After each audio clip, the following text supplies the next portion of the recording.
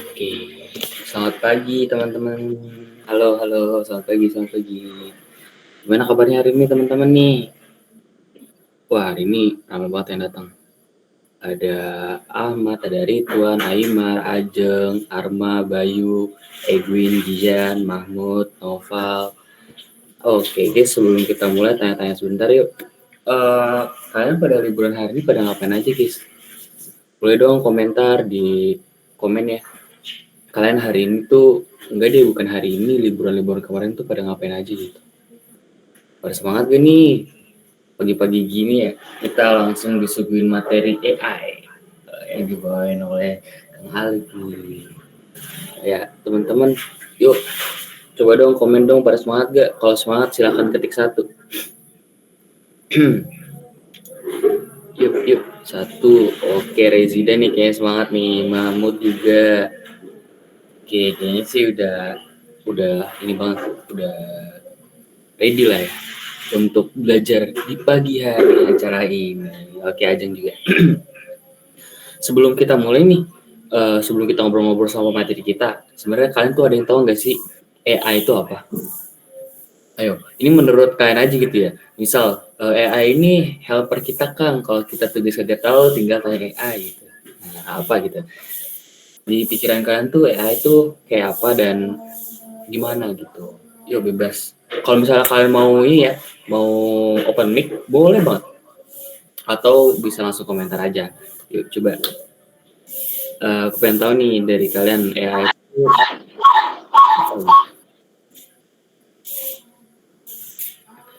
Yuk. Tunggu.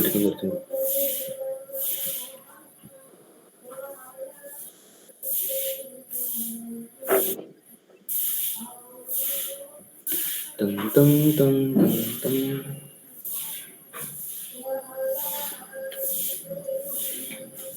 Alat bantu powerful.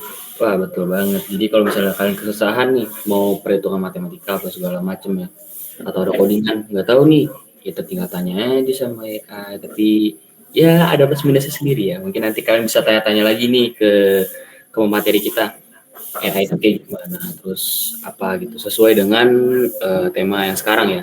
Topik AI for Retrieve Comprehensive Understanding in Terms of Indonesia Election 2024. Oke. Tanpa lama-lama lagi kita langsung aja nih kenalan sama materi Kak. Halo Kang Ali. Halo. Pagi semua. Pagi semua tuh disapa oleh pemateri kita ya. Mempermudah pekerjaan manusia dan mendapatkan dengan mudah Kak. Tuh enggak. Oke, gimana Kang Ali? Kabarnya hari ini pagi? Udah sarapan? Alhamdulillah semangat banget sih. Belum sarapan. Belum sarapan. Oke, Boleh mungkin kalau nanti mau ya, gofoodin. mungkin bisa minta sama leader kita. Oke, untuk Kang Alip sendiri nih, liburan kali ini ngapain aja sih Kang Alip? Untuk ngisi liburan hari ini tuh? Kerja, Kang. Nggak ada pilihan Kerja. lain. Oke, kerja ya. Jadi tetap produktif nih, mau liburan kayak mau nggak liburan tetap kerja keras sebagai kuda ya. Oke, jadi mungkin bisa kita mulai ya. Untuk Kang Alif, apakah sudah siap? Ya oke, suara gue juga Oh, jelas kan ya? siap, jelas. Oke, mungkin bisa langsung kita serahin aja ke pemateri kita, Kang Alif Ramadan. Untuk waktu dan tempat, dipersilahkan. Oke, thank you kesempatannya. Selamat pagi teman-teman. Udah pada bangun kan ya? Atau udah pada mandi belum? Mau kasih tahu juga, kalau sharing session kita kali ini tuh sangat fleksibel. Fleksibel yang dimaksud itu jadi kayak di setiap sela-sela pemateri saya bakal coba untuk ajakin teman-teman untuk diskusi dua arah gitu. Jadi mungkin topik kita kali ini yang pertama agak sensitif karena bisa aja abis gimmick sharing session ini bisa aja saya ditangkap ya. Kalau misalnya saya fokus sama salah satu capres, satu cawapres, cuman saya bakal coba untuk netral kepada paslon-paslon yang akan election di 2024 ini gitu. Mandi opsional, ya emang mandi opsional sih betul. Karena juga hari Minggu kan ya. Oke, tanpa lama-lama lagi, saya bakal ngebawain sebuah topik AI yang berguna untuk mengambil sebuah comprehensive understanding dalam konteksnya adalah Indonesian election di tahun 2024 gitu. Nah, sebelum kita masuk ke materi, kita coba evaluasi sedikit atau ya kita coba lihat dari POV kita masing-masing, gimana sih progres dari eleksi 2024 di Indonesia menurut teman-teman sekalian. Boleh sambil kasih di kolom chat ya. Nanti saya juga bakal ngasih persepsi dari saya sendiri. Apakah mungkin ada yang, wah, eleksi 2024 beda dengan tahun-tahun sebelumnya atau gimana? Atau banyak buzzer, atau banyak meme gitu ya. Menurut teman-teman gimana progresnya sekarang di 2024?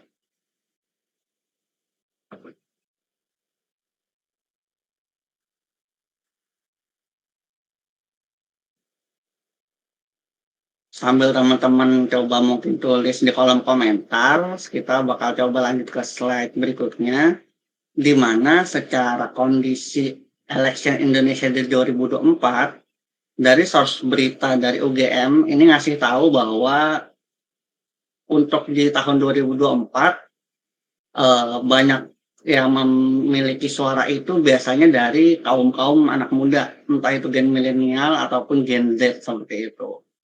Makanya nih secara ibaratnya pencitraan dari setiap masing-masing capres maupun cawapres ini lumayan unik dan cukup mengikuti tren yang saat ini terjadi sesuai dengan kondisi-kondisi atau aspek-aspek yang disukai oleh generasi tersebut seperti itu. Kira-kira teman-teman setuju nggak? Kira-kira para Gen Z dan milenial kali ini adalah orang yang memiliki suara paling besar di eleksi 2024.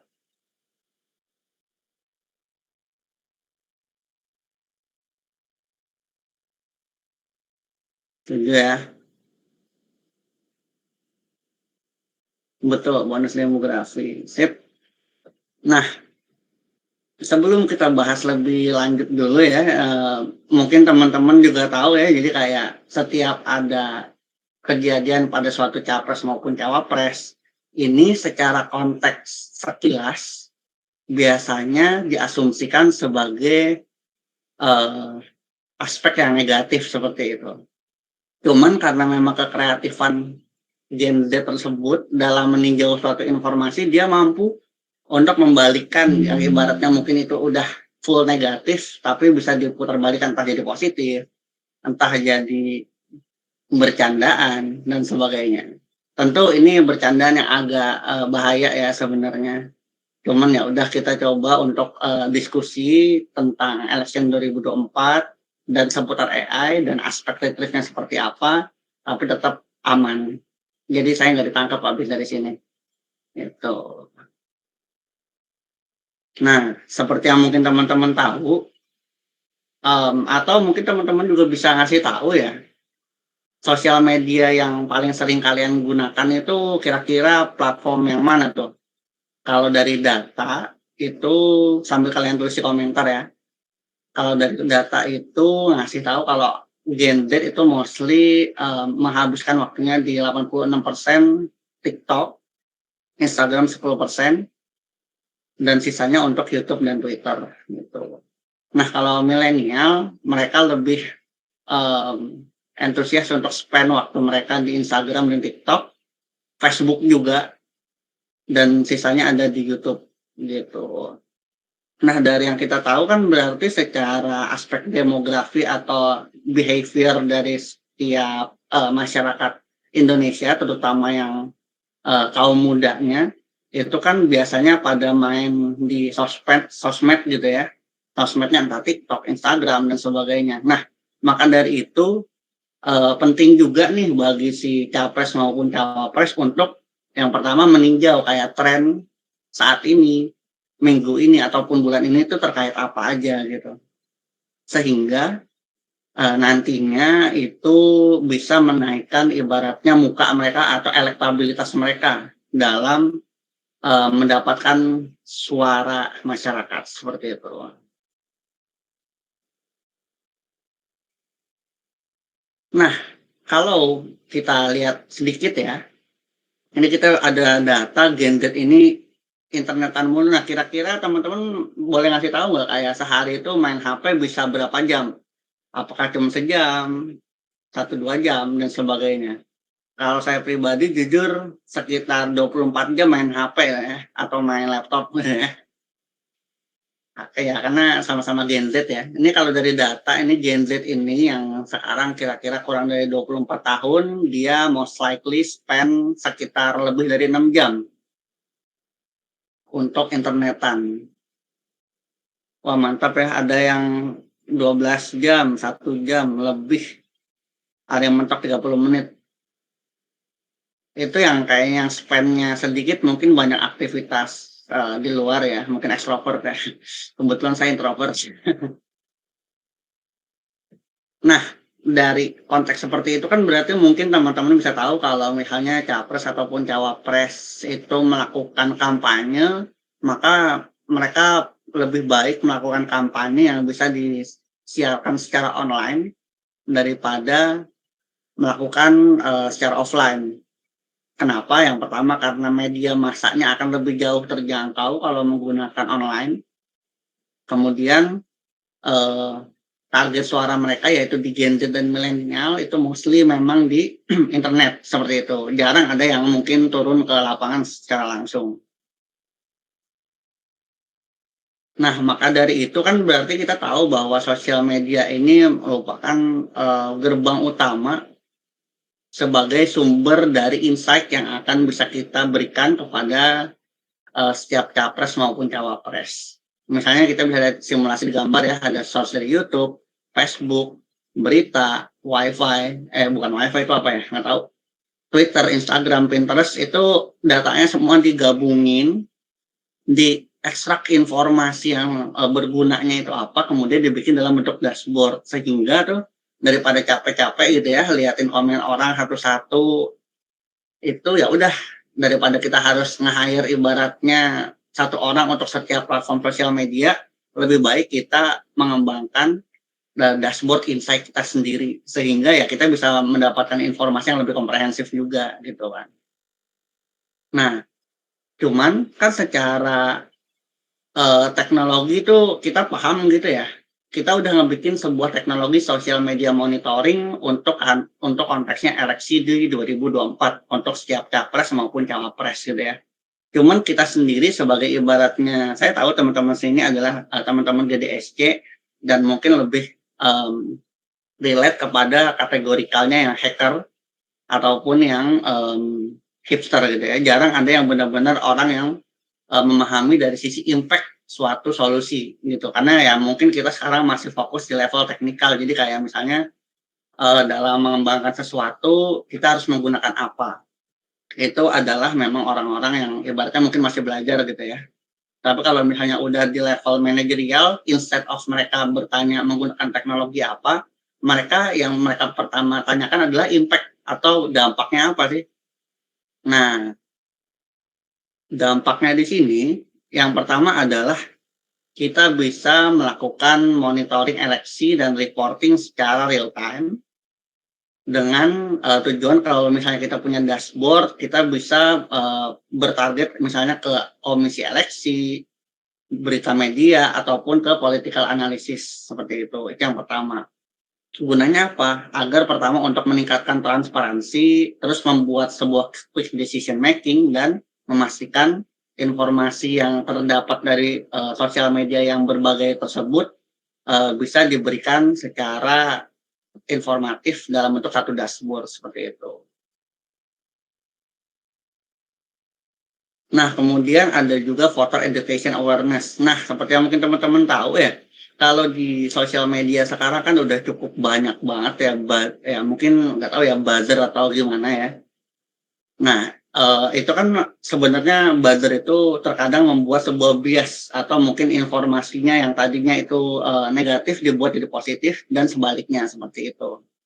Nah, dengan ibaratnya kita mampu membuat dashboard monitoring yang memang komprehensif, itu juga bisa mempromosikan informasi yang lebih proper, terus kita juga bisa memfilter komen-komen buzzer yang ibaratnya membuat bias sebuah informasi, dan itu juga memperkuat literasi digital kita sehingga kita bisa memilih secara bijak seperti itu.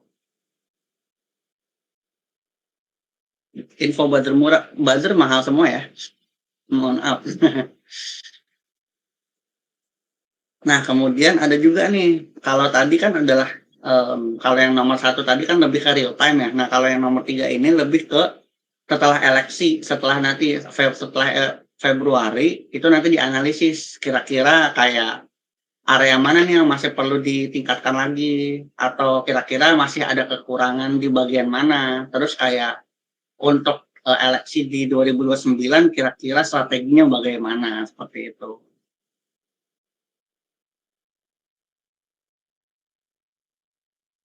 Nah, dari 3 dampak tersebut kan udah kelihatan ya, jadi kayak kita punya sebuah sumber data, diambil informasinya, kemudian membuat sebuah insight yang bisa berguna untuk mengambil keputusan ataupun mengambil strategi, gitu.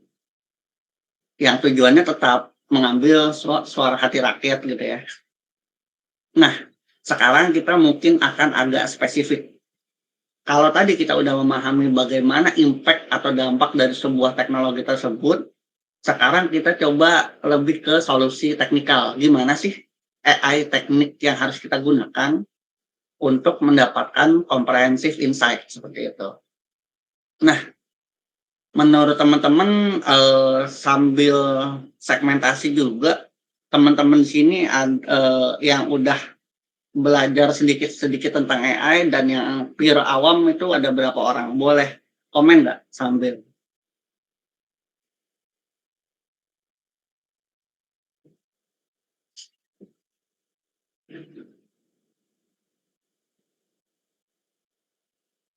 pusing? Boleh. Waduh,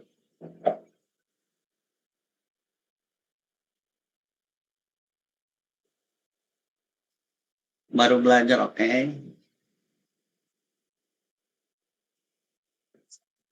Iya, NLP termasuk juga, Mas Ahmad Pratikta.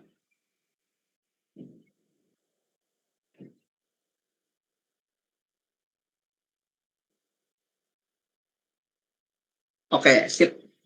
Mungkin, nah, jadi karena mungkin saya pahami bahwa teman-teman di sini mungkin masih ada yang baru belajar ataupun pusing terkait AI. Jadi mindset teknik yang digunakan di sini adalah kita sekedar memahami level yang paling sederhana dalam mengambil sebuah comprehensive insight menggunakan teknologi AI seperti itu. Nah, di sini saya udah kasih salah satu komen Twitter gitu ya, teman-teman bisa baca sendiri. Nah, kira-kira insight umumnya itu yang pertama kayak ada emoji, emotion, sentiment, topik, issue identified, dan specific entity extraction. Nah, kira-kira dari 6 topik tersebut teman-teman ada gambaran nggak AI yang digunakan itu yang seperti apa? Kemudian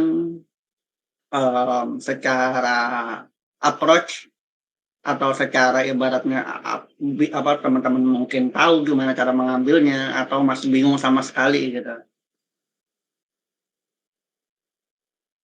Waduh, saya nggak buzzer ya, ini kebetulan emang yang paling representatif gitu.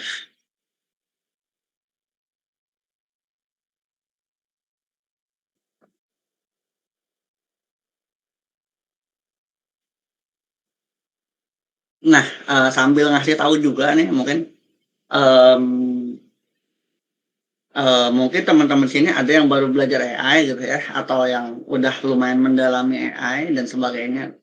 dalam menangani sebuah permasalahan di kasusnya AI,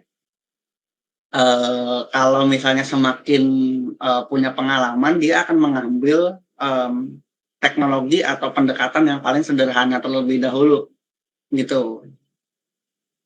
Kalau misalnya pendekatan sederhana itu udah dirasa cukup, ya udah. Tapi kalau misalnya dirasa masih kurang, nanti akan dianalisis kekurangannya di mana, kemudian akan dicari algoritma yang bisa menutupi kekurangan tersebut, seperti itu. Oke, tanpa lama-lama kita cobain dulu. Yang pertama ada emoji. Nah, emoji ini teknologi yang digunakan adalah regex dan corpus emoji. Nah, kira-kira teman-teman di sini ada yang masih nggak nangkep nggak regex itu apa?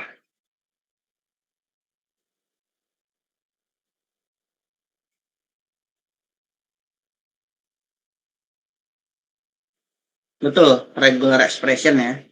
Jadi maksudnya adalah kita ngebikin sebuah pattern dari regular expression atau regex yang dimana pattern tersebut atau polanya akan kita ambil untuk mengekstraksi setiap emoji yang terdapat di dalam sebuah komentar seperti itu.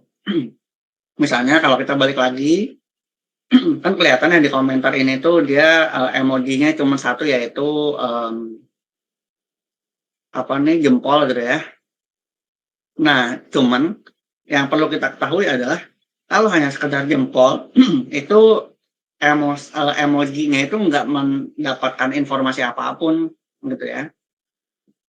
Kadang ya jempol itu kalau misalnya tanpa informasi lanjutan nggak ada gunanya, makanya di sini kita tambahin dengan korpus emoji, di mana sederhananya adalah kita melakukan mapping, di mana nanti kita punya sebuah emoji, terus kita juga kasih definisinya, oh kalau dia senyum berarti positif, sedih berarti negatif, dan seterusnya seperti itu. Untuk rekaman video ada ya, nanti sama teman-teman tim GDSC akan disediakan, gitu. Yang kedua, misalnya emosi gitu ya. Emosi ini pendekatan yang paling sederhananya adalah klasifikasi teks. Nah, teman-teman di sini mungkin udah banyak yang mulai paham ya klasifikasi teks seperti apa. Cuma kita nggak bakal bahas detail dulu buat sekarang. Yang penting kita tahu teknologi apa yang digunakan seperti itu. Misalnya dari komentar yang tadi, komentar Twitter yang tadi itu di klasifikasi. Kira-kira dia masuknya ke jenis emosi seperti apa? Oh, ternyata dapatnya dia adalah jenis apresiasi seperti itu. Lanjut lagi untuk yang sentimen. Nah, sentimen ini perlu diketahui bahwa sentimen ini merupakan hal yang paling tricky. Tricky di sini maksudnya adalah begini misalnya. Kita coba bikin satu kalimat, misalnya kalimat yang tadi aja lah ya biar aman. Kalau misalnya kita lihat kalimat yang tadi di sini, kan kita bisa tahu ya, tulisannya ada gercep ganja respon cepat aduan penyekapan 54 WNI di Kamboja, ini perkembangannya. Nah, secara sentimen level bagi pendukung Ganjar, sentimen itu merujuk kepada sentimennya positif seperti itu. Tapi coba kita balik, kalau justify-nya bagi pendukung Anies maupun pendukung Prabowo, kira-kira sentimennya menjadi positif atau enggak teman-teman? Dengan opsinya ada positif, negatif, dan netral seperti itu.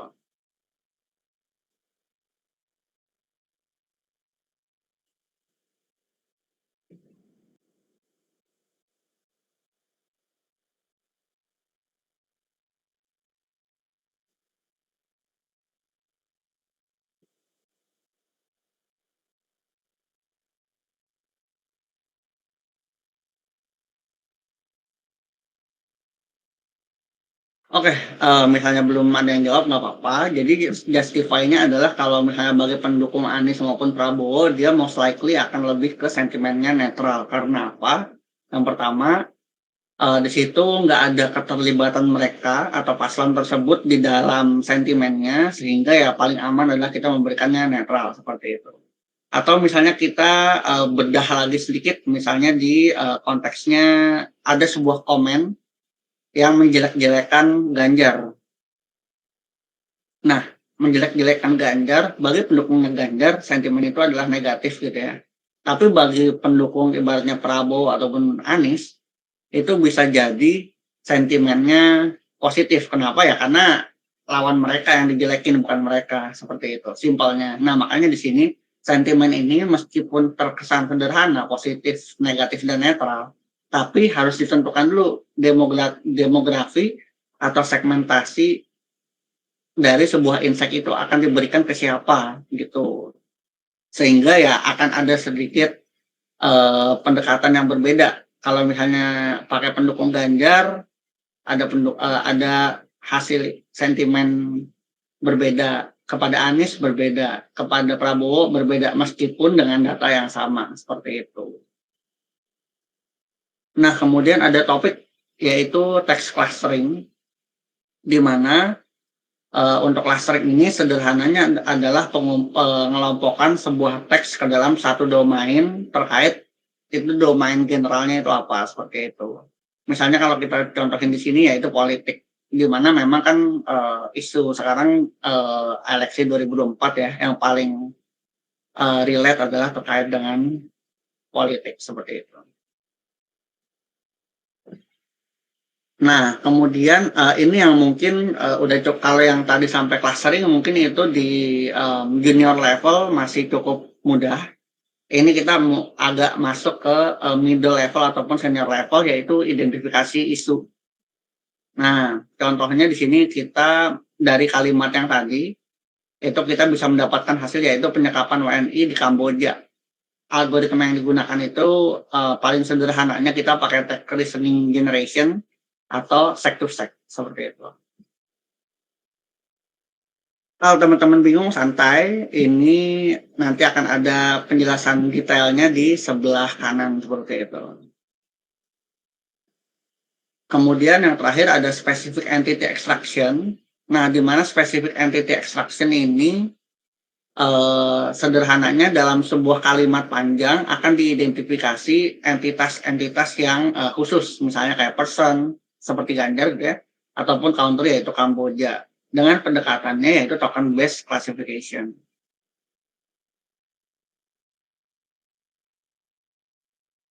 Nah, lucunya berarti ya, lucunya di NLP itu memang mostly setiap kata atau teks atau alfabet itu sebenarnya adalah informasi, di mana memang balik lagi kepada kita sebagai engineer maupun klien sebagai user dalam meninjau sebuah informasi itu apakah memang diperlukan atau tidak diperlukan untuk saat ini, seperti itu. Nah, dari algoritma-algoritma yang saya bilang tadi yang kayak ada regular expression, klasifikasi teks, text clustering, text listening generation, token based classification, teman-teman masih pada bingung semua atau ada yang udah dipahami salah satunya mungkin?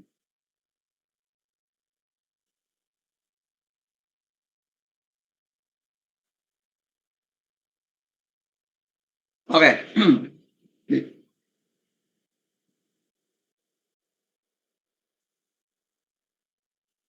Oke, masih bingung, nggak apa-apa. Nah, makanya tadi saya jelasin dulu secara konseptual algoritma yang bisa digunakan untuk menjawab. Ya, makanya kita ini makanya tadi saya bilang tuh kita coba berikan algoritma secara konseptualnya dulu, nanti baru kita bahas secara detailnya, seperti itu. Tentunya di sini saya cuma jelasin secara konsepnya, mungkin teman-teman tahu teknik black box ya, input, black box, output, seperti itu. Karena ya mungkin teman-teman juga yang mempelajari agak lebih serius di bidang AI, itu memang matematikanya mungkin lebih kencang daripada programmingnya, seperti itu. Mostly memang masih bingung ya, kecuali Sepuh Reja ya. Nah, itu juga salah satu alasannya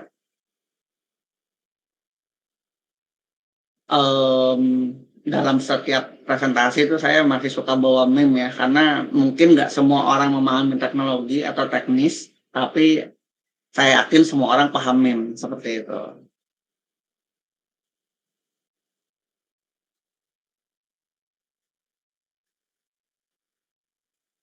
Nah, yang pertama ada klasifikasi teks. Nah, ini emang udah agak detail ya. Nanti teman-teman siapkan aja pertanyaan, mau susah, mau gampang, mau di luar nalar juga insya Allah saya jawab kalau saya ada kapabilitas seperti itu.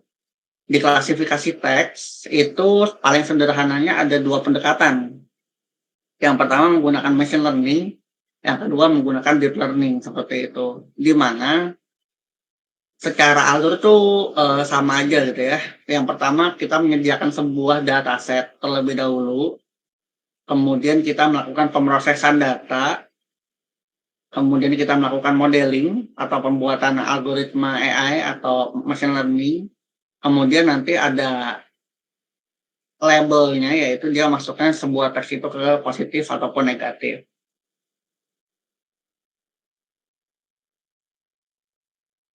Teman-teman kira-kira tahu nggak apa bedanya atas dan yang bawah?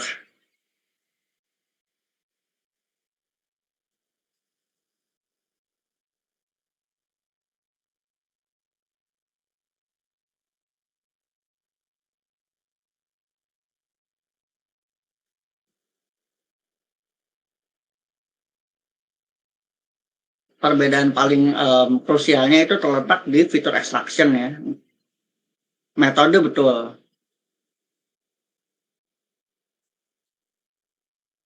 Metode itu betul, bahwa kelihatannya lebih ribet, sama-sama ribet. Jadi yang paling ketara itu adalah di mana kalau di machine learning itu ada tahap namanya fitur ekstraksi atau mengekstraksi fitur. Nah, kalau di deep learning itu nggak ada. Kita hanya mempersiapkan datasetnya aja seperti itu. Nah, terus secara kompleksitas, jujur lebih kompleks deep learning, betul teman-teman kalian, daripada machine learning gitu. Baik secara ibaratnya pelatihan si model AI dalam kasusnya klasifikasi teks gitu ya, ataupun sekedar untuk deployment seperti itu.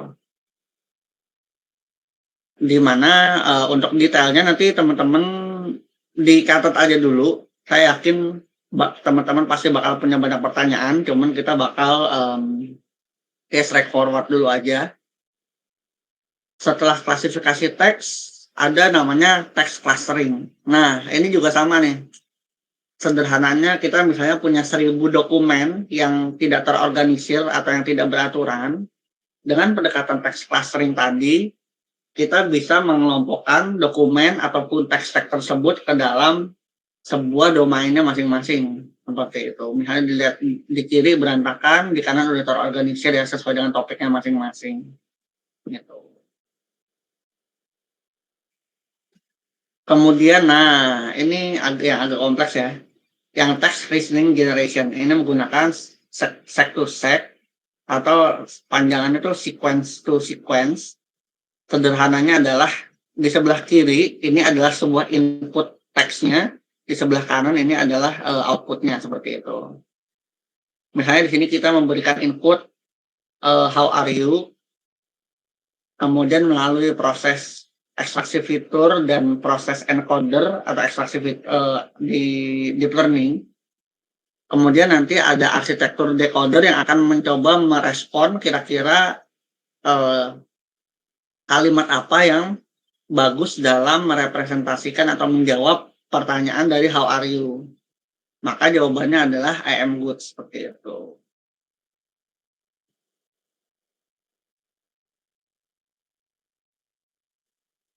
Nah, yang terakhir ada token based classification, di mana levelnya adalah misalnya kita punya sebuah kalimat, kalimatnya itu kita pecah-pecah menjadi sebuah susunan kata, ada accepted, ada at, awkward, dan school. Kemudian melalui proses yang sama ya, ekstraksi fitur, itu kita mencoba untuk mengklasifikasikan setiap katanya. Misalnya kayak accepted itu masuknya ke label O atau objek, at sebagai objek, Hogwarts itu sebagai location, kemudian school sebagai location juga dengan detail yang berbeda. Jadi sederhananya kalau kalau klasifikasi teks itu dia satu kalimat, kalau token based classification itu dia per kata seperti itu. Nah, kira-kira dari sini teman-teman masih pusing atau makin pusing atau makin paham kira-kira?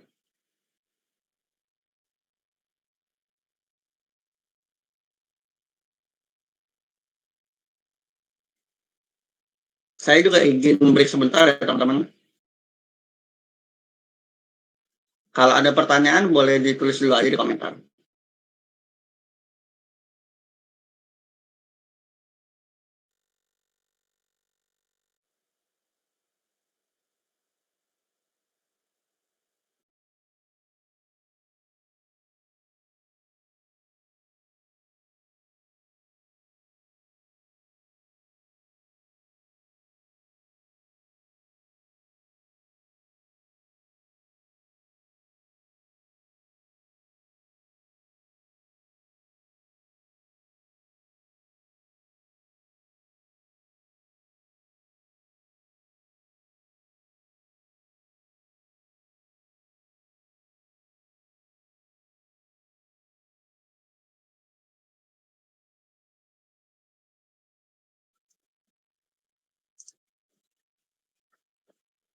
Oh, ada pertanyaan ya, apa nih, sek to sek sama token masih bingung. Nah, saya coba filter dulu ya algoritma-algoritma yang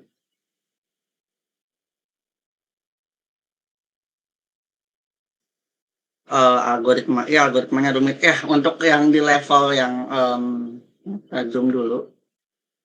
Untuk yang di level text listening generation dan di level token based classification memang bisa dibilang nggak terlalu ramah buat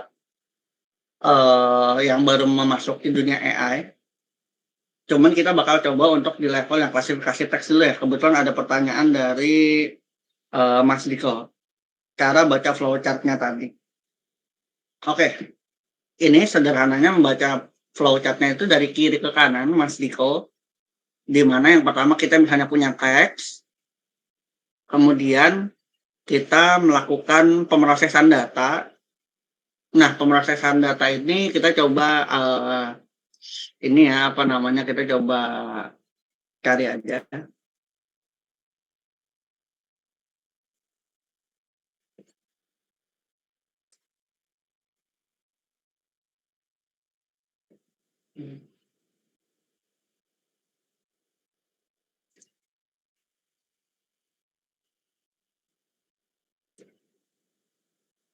Nah, misalnya ini di mana untuk pemrosesan kata tersebut sederhananya misalnya dari sebuah kalimat yang mentah gitu ya, itu dia membuat yang pertama ada menghilangkan sebuah stop word. Stop word itu sederhananya adalah sebuah kata yang tidak memiliki makna semantik seperti itu.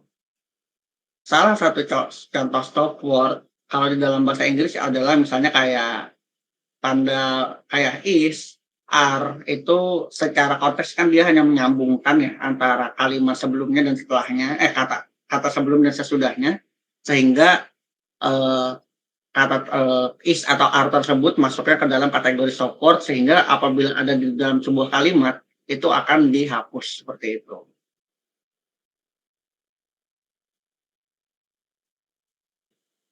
Kemudian ada stemming. Nah, kalau stemming ini lebih ke konsepnya kita mengetahui bahwa sebuah bahasa Inggris ini kita nih kalau mau lebih gampang stemming. Di sini ya kita mengetahui bahwa sebuah kata itu terkadang ada kalimat bakunya. Contohnya di sini ada kreatif, creating, created, dan sebagainya. Stemming ini sederhananya mengembalikan unsur-unsur tadi ke dalam bentuk kata baku utamanya yang tadinya kreatif menjadi create seperti itu. Makanya di sini misalnya kita contoh ada available ini setelah melalui proses stemming atau normalisasi kata menjadi avail seperti itu. Kemudian ada lemmatization. Nah, kalau lemmatization agak berbeda dengan stemming, di mana kalau misalnya stemming itu dia menghilangkan sebuah kata tambahannya. Kalau di lemmatization dia malah melakukan normalisasi yang lebih common seperti itu.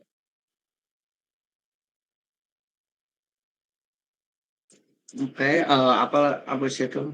Itu secara preprocessing-nya dulu. Nah, kemudian untuk ekstraksi fitur. Nah, sederhananya begini teman-teman. Mungkin teman-teman baru belajar tentang AI, pasti tahu bahwa AI ini erat dengan matematika seperti itu ya.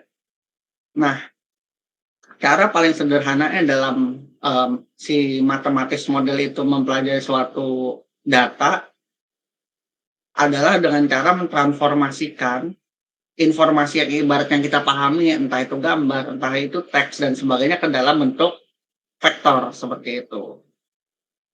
Kemudian daripada itu baru vektor tersebut yang dipelajari polanya oleh si machine learning atau deep learning, kemudian baru dia bisa menentukan kategorisasinya berdasarkan probabilitas dari hasil komputasi matematik modeling tersebut seperti itu. Oke. Yang kedua untuk yang deep learning ya, kita masih lanjut pertanyaannya Mas Diko, di mana untuk yang deep learning ini bedanya adalah kalau misalnya di machine learning tadi kita harus ada sebuah step untuk mengubah sebuah teks menjadi vektor. Kalau di deep learning kita pure yang pertama ya, kita tetap mempersiapkan kualitas data yang baik, kemudian langsung tuh kita masukkan ke dalam algoritma deep learning. Proses transformasi dari teks menjadi angkanya itu udah dihandle oleh si deep learning tersebut, serta untuk informasi-informasi fitur yang ibaratnya digunakan dan yang nggak digunakannya juga udah di preproses secara otomatis melalui hidden layer di dalam deep learning seperti itu.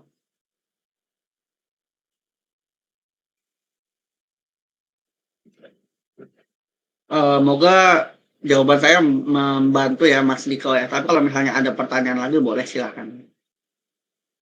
Oke, kemudian ada yang mau nanya Mas Rifs. Oh, apa yang bikin bingung di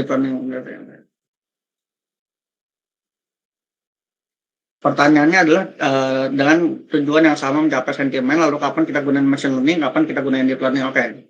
Nah, ini salah satu pertanyaan yang memang cukup krusial ya. Kalau sebagai pengalaman pas saya di tahun pertama kali kerja sebagai ML engineer itu juga suka terjebak kayak dalam menyelesaikan sebuah solusi langsung pengen menggunakan solusi-solusi yang advance seperti itu. Tapi terkadang atau setelah saya memahami lebih lanjut bahwa nggak semua solusi dalam sebuah kasus itu harus diselesaikan dengan AI ataupun diselesaikan dengan solusi yang kompleks seperti itu. Bisa aja dengan solusi yang lebih sederhana. Kalau di level ini, secara kompleksitas, machine learning itu levelnya masih medium. Kalau deep learning itu levelnya udah hard.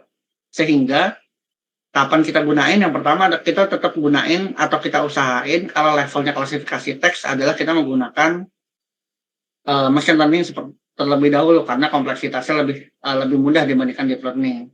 Tapi kalau misalnya kelihatan machine learning belum terlalu bagus dalam menjangkau informasi yang pengen kita ambil, baru kita coba move entah ke algoritma lain di machine learning. Misalnya di sini ada opsi kayak naive Bayes, SVM, logistic regression dan sebagainya.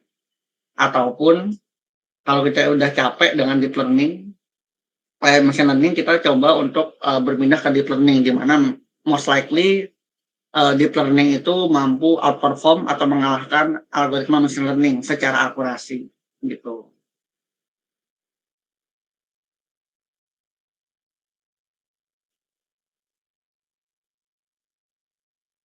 Kalau klasifikasi gambar kan buat ekstraksi fitur bisa berdasarkan nilai pixelnya. Kalau klasifikasi teks ekstraksi fiturnya berdasarkan apa? Berdasarkan, oke ini pertanyaan yang bagus. Yang paling sederhananya adalah dalam sebuah kalimat atau ya kita balik ke contoh yang awal gitu ya.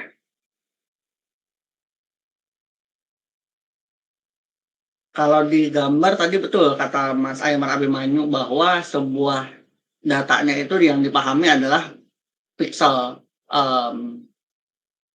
Sebenarnya di gambar itu bukan hanya pixel, tapi kalau misalnya kita ketahui lebih lanjut, dia mengambil informasi kayak FG atau setiap tepi dari setiap informasi, misalnya kayak bentuknya anjing itu dia misalnya punya 2 telinga, kemudian dia punya 2 mata, 1 hidung dan sebagainya. Nah, kalau di teks itu, sederhananya dia mengambil yang pertama frekuensi dari kata yang muncul. Makanya ada algoritma yang sederhana seperti kayak convectorization atau TF-IDF, itu dia betul-betul meninjau dari setiap frekuensi teks, dari sebuah, frekuensi kata dari sebuah kalimat seperti itu. Misalnya, kalau ada kata-kata kunci seperti penyekapan, itu penyekapan itu misalnya bobot sentimennya adalah negatif. Tapi karena di kata-kata sebelumnya itu ada kata pendukung yaitu respon cepat aduan, di mana probabilitasnya yang negatifnya tadi, penyekapan 1 gitu ya, respon cepat aduan itu ada 3 kata dan tiga-tiganya ini, mostly relevan ke sentimen positif, maka secara kontekstual informasi yang diambil bahwa diketahui, oh ternyata dengan pola kalimat yang seperti ini, most likely sentimennya akan lebih, detail kepada positif karena ada bobot, ada bobot sentimen positifnya sebanyak 3 kata, sedangkan bobot sentimen negatifnya hanya 1 kata, seperti itu.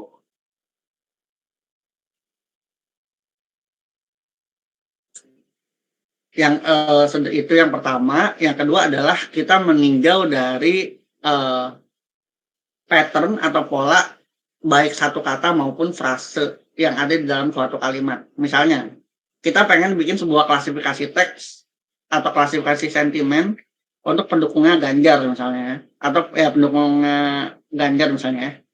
Nah, kalau misalnya kita, identifikasi paling sederhananya adalah kita identifikasi dulu nih dari semua ibaratnya data yang kita milikin, kalimat mana aja yang punya punya, keyword atau kata Ganjar seperti itu, baru dibikin insight-nya. Sehingga nanti, algoritma machine learning-nya akan mempelajari pattern-pattern sebuah teks di mana memang ada Ganjar di dalam situ, kemudian punya kalimat atau kata pendukung yang akan lebih, mempertimbangkan dia itu lebih ke arahnya negatif ataupun positif, seperti itu. Semoga menangkap ya Mas Abimanyu. Bang Naufal, Bang Asmi nanya nih, Bang, kira-kira bidang ilmu matematika apa saja yang digunakan dalam melakukan klasifikasi teks? Oke, kita nggak pakai matematika nggak apa-apa ya. Nanti saya kasih tahu.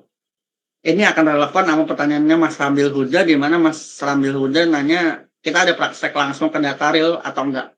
Jawabannya kalau buat sekarang, karena ini adalah sharing session, itu nggak ada. Tapi kita bakal coba untuk menganalisis dari ibaratnya project yang udah saya bikin dan ada dari tahu data analitik dashboard seperti itu.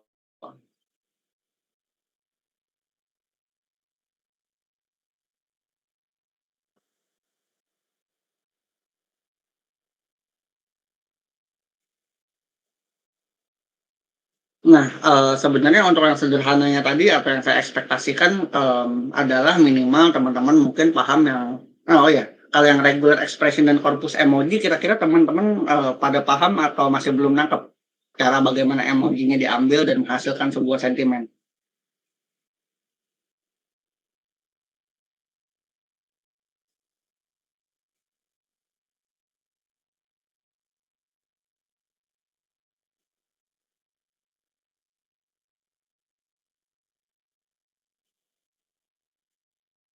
Kalau dibilang praktek teknis sih saya nggak bisa nyediain ya sebenarnya ya. Cuman kalau misalnya emang, teman-teman mungkin berminat, saya mending arahin aja, ada referensi-referensi yang udah jelas banyak gitu ya. Udah lupa lagi terakhir kali belajar 3 tahun lalu ya. Oke. Nah ini, karena sebenarnya saya nggak tahu di sini Python compiler ini dia bisa regit atau enggak ya.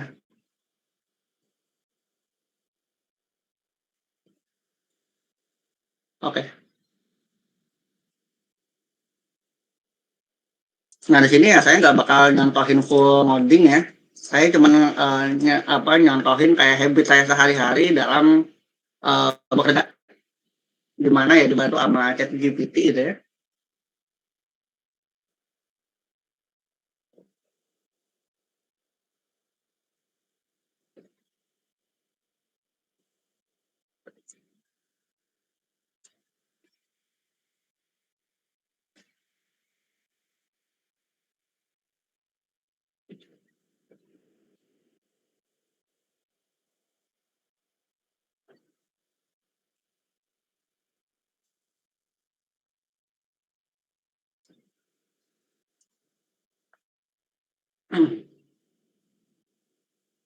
Nah, ini salah satu teknik yang paling simpelnya sih sebenarnya. Jadi kayak ibaratnya ini untuk yang kasusnya Regex dulu ya, Regex dan korpus emoji. Um,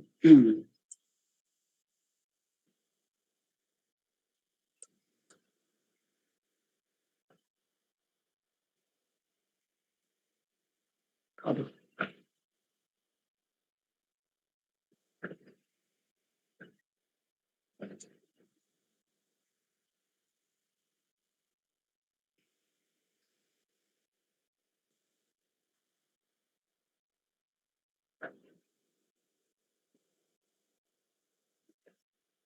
ya. Jadi untuk contoh yang Regex dan korpus emoji dulu, saya contohin dan kebetulan ini cukup sederhana. Jadi sederhananya kita menggunakan modul re. Ini saya cuma bisa pakai Python ya, mohon maaf semuanya. Di sini pertama kita definisiin dulu pattern regexnya seperti apa. Misalnya sini kita pengen menangkap emoticon jempol di dalam sebuah teks.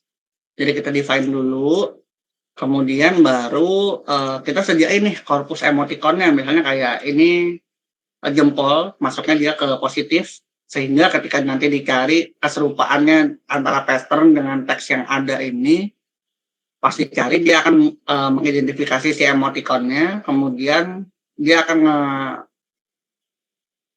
ambil value di korpus emoticon yang emoticonnya itu sama seperti itu. Sekarang saya akan coba ubah dikit ke negatif, kira-kira sentimennya masih positif atau negatif teman-teman.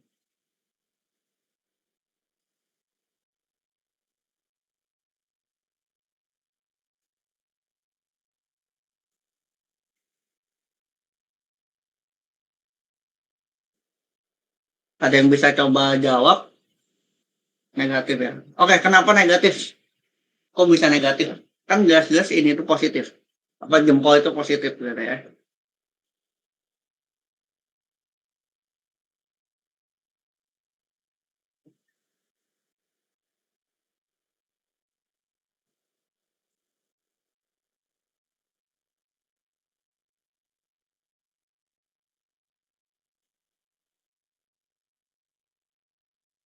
Diklasifikasi diklasifikasikan betul. Oke, ini teman-teman udah pada alhamdulillah udah lumayan nangkep ya kenapa berubah. Karena yang pertama tadinya di sini kan positif gitu ya. Itu saya iseng ubah jadi negatif sehingga kalau misalnya dijalanin lagi dia menjadi negatif seperti itu. Karena value-nya berubah, maka sentimen dari suatu emoticon juga akan berubah seperti itu. Jadi pinter-pinter pada kita yang mendefinisikan kayak kalau emoji ini masalah positif apa negatif, dan itu mungkin teman-teman tahu emoji itu kan banyak gitu ya, dan ya mungkin teman-teman definisikan ini manual satu-satu gitu ya, atau dibantu sama ChatGPT gitu. Nah, kalau lamar kerja masih belum modal regik belum bisa ya. Tapi ini adalah salah satu tips yang paling ibaratnya sederhana gitu ya dalam mengambil sebuah sentimen paling sederhananya gitu. Yang kemudian yang kedua ada di klasifikasi teks. Wah, ini sih udah makanan sehari-hari ya.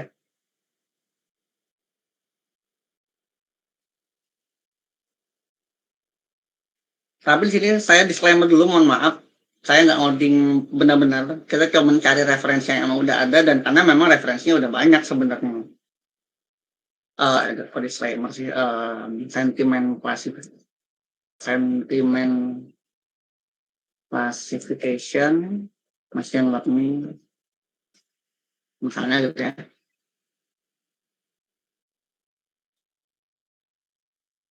Nah, bahkan AI juga bisa loh sekarang.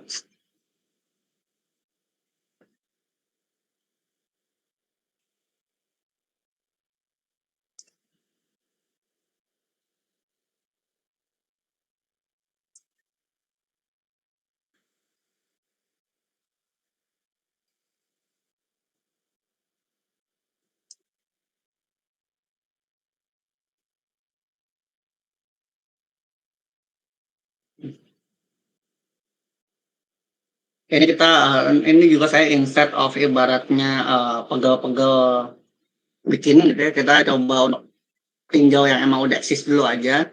Di sini saya apa namanya ngambil contoh dari GitHub-nya ini orang tahu siapa. Itu yang pertama, jadi sederhananya dia kasusnya dia pengen melakukan sentimen klasifikasi di datanya Twitter seperti itu. Nah, ya betul, ini Jupyter Notebook ya. Oh ya, karena ada ChatGPT juga mungkin kita bisa minta bantuan sama dia. Sentimen.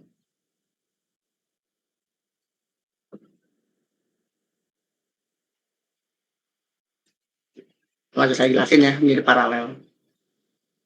Nah, ini environment-nya pakai Jupyter Notebook sebenarnya, cuma karena di GitHub, jadi ya memang dia view-nya aja yang Jupyter Notebook. Kita ngedit ya harus manual gitu.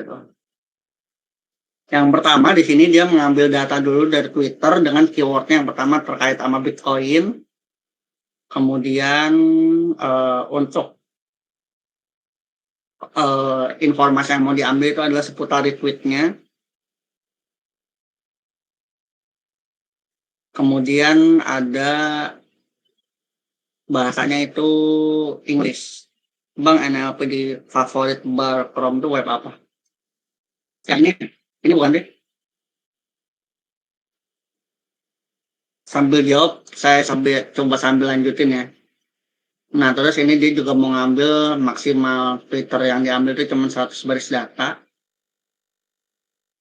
Nah, secara konteks ini kita udah mengambil data Twitter terkait dengan Bitcoin sebanyak 100 baris.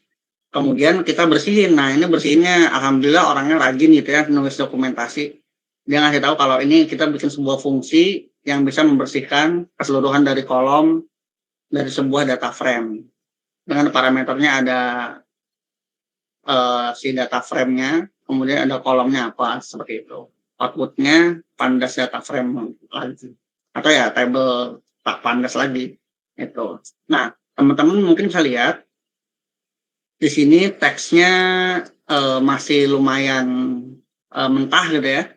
Ada ad-nya siapa, kemudian masih ada huruf besar, huruf kecil, dan sebagainya. Nah, secara konteks pembelajaran mesin, huruf yang berbeda ibaratnya katanya, yang satu kapital, yang satunya kecil, semua itu representasi token atau representasi informasinya itu berbeda, teman-teman.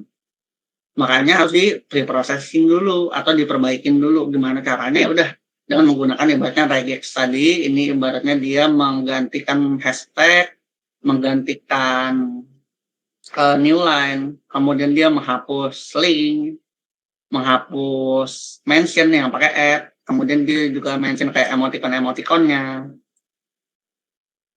Setelah membersihkan kata tersebut, nanti dia akan mendapatkan hasil teks yang mungkin lebih bersih. Secara ibaratnya yang tadinya ada huruf besar kecil, sekarang semua kecil. Kemudian yang tadinya ada add, menjadi nggak ada add sama sekali, dan sebagainya. Nah, kemudian, ini salah satu yang mungkin sebagai salah satu trik ya. Kalau misalnya teman-teman disuruh bikin project sentimen dan harus selesai dalam waktu 1 jam.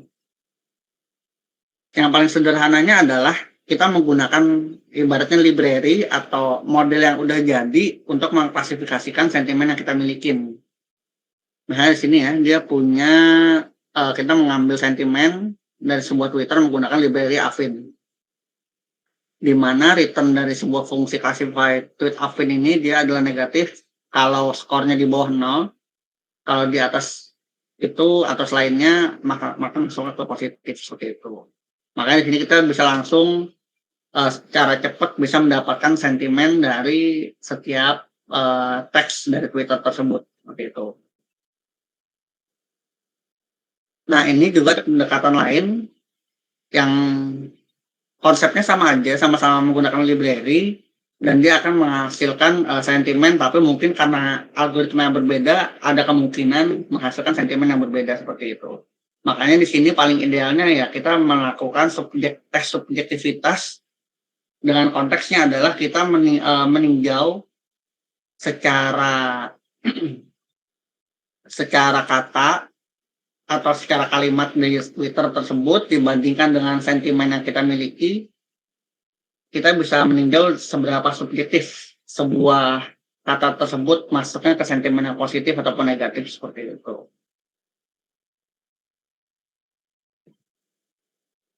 Nah, kalau ini saya coba jelasin dulu ya. Kalau misalnya memang objektif teman-teman di sini adalah pengen menghasilkan sebuah sentimen dari sebuah teks, maka sebenarnya cukup dengan pendekatan yang tadi ya dari atas ke bawah ini udah menyelesaikan sebuah masalahnya teman-teman. Di mana ya itu tadi secara teks udah kita bersihkan, secara sentimen udah kita dapatkan, maka kita tinggal menganalisis lebih dalam aja. Menganalisisnya ya bikin chart dan sebagainya seperti itu. Itu untuk yang klasifikasi teks. Kira-kira untuk yang klasifikasi teks ini teman-teman udah cukup puas atau masih bingung atau gimana?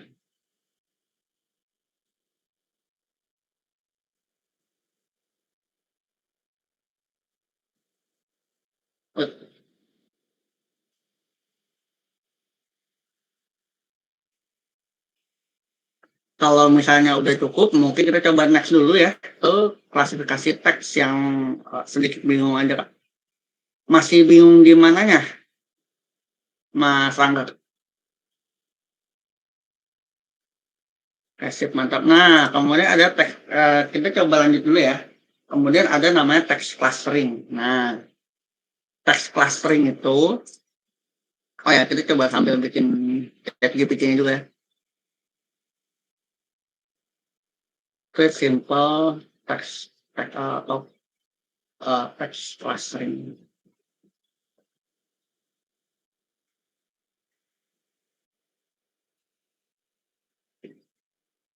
Kemudian ada text clustering. Kita coba tetap cari referensinya di ya udah di Kaggle atau di GitHub gitu ya.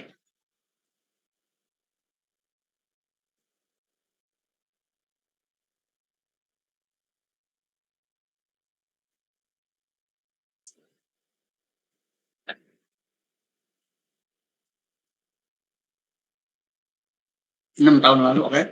Jadi sederhana dia menggunakan library scikit-learn. Kita definisikan dulu dokumen atau kalimatnya itu seperti apa. Kemudian kita melakukan vektorisasi atau mengubah sebuah kata menjadi angka. Kemudian baru menggunakan algoritma Cummins untuk melakukan pengelompokan suatu klaster.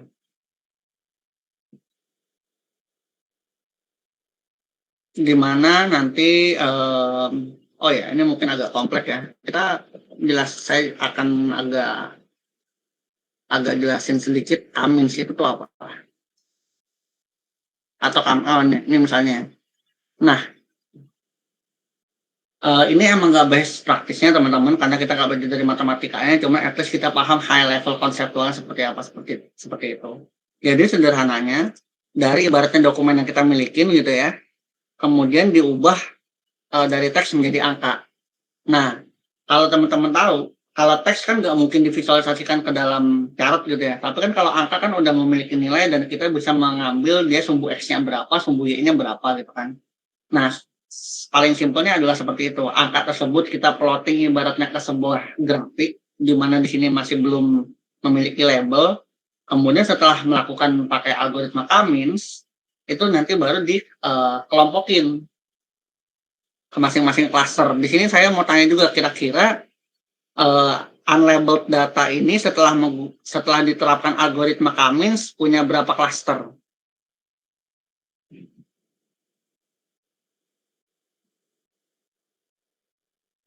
Tiga, oke. Oke, sip. Nah, terus di sini ada X itu centroid. Nah, centroid itu sebenarnya adalah titik tengah dari suatu hamparan cluster seperti itu. Nah, kebetulan emang karena Cummins ini dia algoritmanya based on centroid yang kita definisikan, maka ya mereka si centroid itu yang akan melakukan scanning kepada setiap klasternya dan akan dicari preposisi yang paling optimal seperti itu. Sehingga nanti kalau misalnya ini kan kita udah punya algoritma clusteringnya gitu ya. Kemudian ketika kita masukinnya ke prediksi clustering model, di mana cluster 0 ini adalah terkait dengan Google Apps dan sebagainya, dan cluster 1 terkait dengan World Cup.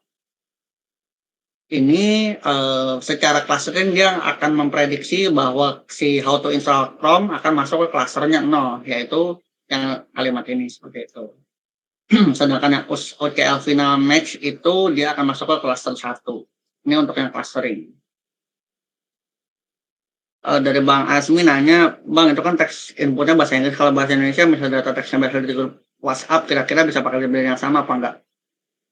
Sama, tapi dengan kekurangan akurasinya akan berbeda gitu. Nah, sebenarnya kalau untuk yang Indonesia itu ada metode lain. Misalnya pakai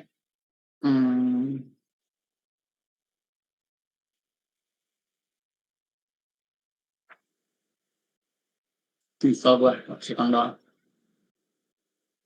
Nah, ini.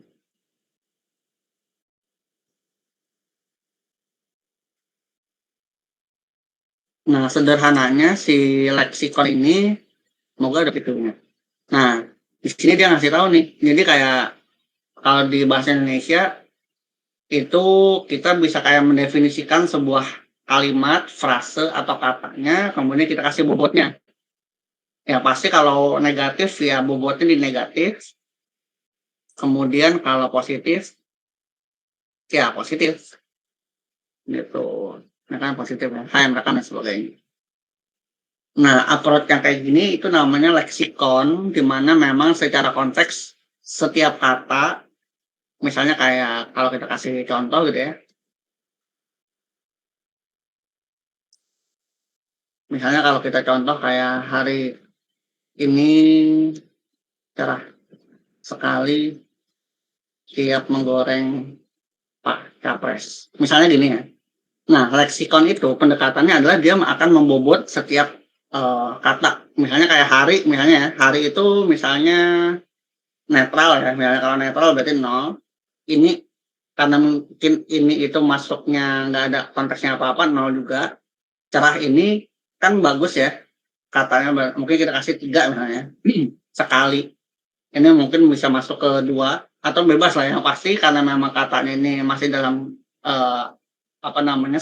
sentimen atau maknanya itu positif, ya udah kita kasih angka yang positif seperti itu.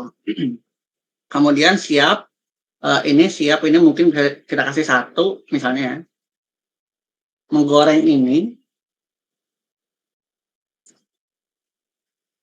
ya kita kasih -1.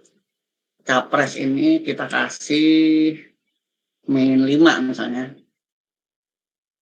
Nah, paling sederhananya nanti akan dilakukan penjumlahan sum weight atau bobot ya, weight total, weight per word dibagi sama, ini yang paling sederhana ya, length of word. Sekali nentuin bobot dari mana ya Mas, tergantung dari standarisasi. Oke, sebelum saya lanjut yang teknisnya ya, ini saya jawab dulu dari Mas Diko. Tentuin bobotnya dari mana ya Mas? Nah, bobotnya ini sebenarnya tiap research itu memiliki objektifnya masing-masing. Jadi memang yang paling wise adalah yang pertama adalah mungkin teman-teman sini backgroundnya lebih ke technical engineering semua gitu ya. ada nama posisinya itu linguistik. Nah, linguistik itu mereka karena memang kesehari-hariannya udah sering emang membaca sebuah kalimat, mereka bisa mengidentifikasi sebuah kalimat dan baiknya ke bobot yang berapa. Biasanya memang diserahkan teknik pembobotannya itu ke mereka. Itu yang pertama. Kalau misalnya teman-teman nggak punya, ibaratnya teman-teman yang paham tentang linguistik, ya bisa menggunakan korpus yang sudah ada dengan trade off atau kekurangan korpusnya mungkin terbatas dan korpus-korpus yang tidak terdefinisikan bisa jadi nilainya jadi 0 seperti itu. Standarisasinya jujur dari beberapa kantor yang main sentimen klasifikasi, tiap kantor punya standarisasinya masing-masing, Mas Diko. Jadi memang kita nggak bisa pure kita memang nggak bisa pure menormalisasi untuk kasusnya sentimen. Karena apa? Seperti yang saya bilang tadi, sentimen itu subjektif. Misalnya kita bikin gini ya, aduh mohon maaf dah, ini siapa ya, Aldo aja deh, saya takut kalau yang lain. Nah, ini tergantung nih konteksnya, misalnya kita sentimen kita pengen ngedeliver ke Aldo misalnya. Ya, Aldo tahu lah ya, dia paslon capres-cawapres nomor 4. Kita pengen menonjolkan bahwa kalimat ini menjadi positif. Maka gimana caranya si Aldo ini kita bikin gede, gitu. Atau misalnya kita bikin jadi 5 lah, 5 gitu misalnya.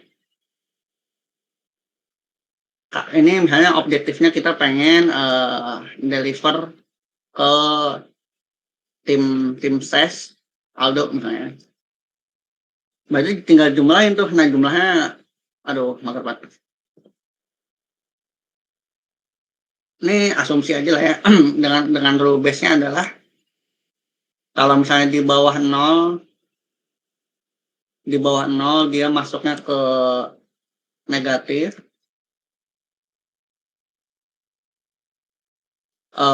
di atas 1 dia positif,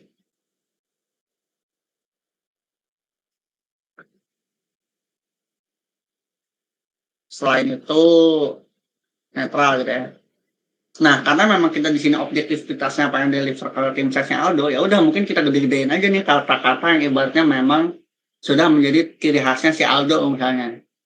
Dengan ibaratnya paslon capres-cawapres Aldo ini memang punya kata-kata atau slogan-slogan khususnya seperti itu. Bobotnya digedein sehingga bisa memperbesar potensi dia pengen kita bisa mengarahkan nih sentimennya lebih ke positif atau negatif seperti itu. Kalau sekarang kita mau delivernya ke tim sesnya, aduh, siapa lagi ya? Biden misalnya gitu ya. Di sini kita yang tadinya misalnya kalau kita deliver ke tim sesnya Aldo itu positif, tapi kalau misalnya ke Biden ibaratnya dia selaku sebagai lawan gitu ya, kita pengen ngebuat si Aldo ini negatif, ya udah kita bikin aja min 5. Itu sederhananya. Makanya memang nggak ada standarisasinya, tapi tergantung kepada siapa kita akan memberikan insight tersebut.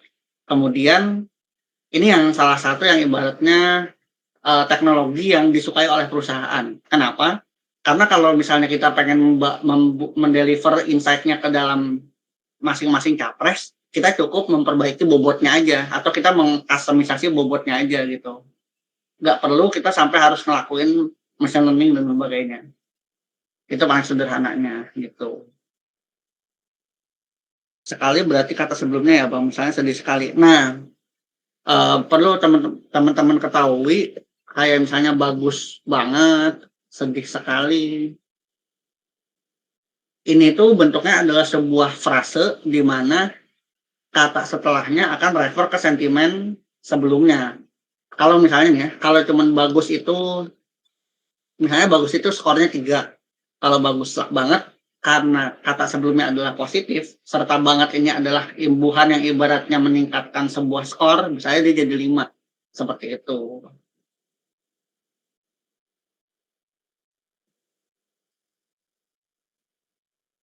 Kalau sedih, jadi cuma punya 5 doang.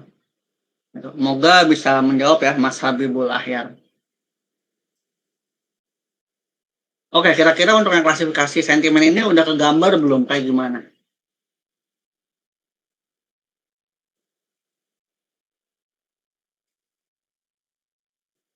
ini yang tanpa ini dibilang machine learning ya, dia mungkin masuk ke machine learning ya, karena memang secara konteks kita menyediakan data, tapi nggak pure mempelajari dari sebuah pattern, tapi memetakan dari sebuah data yang kita milikin, seperti itu.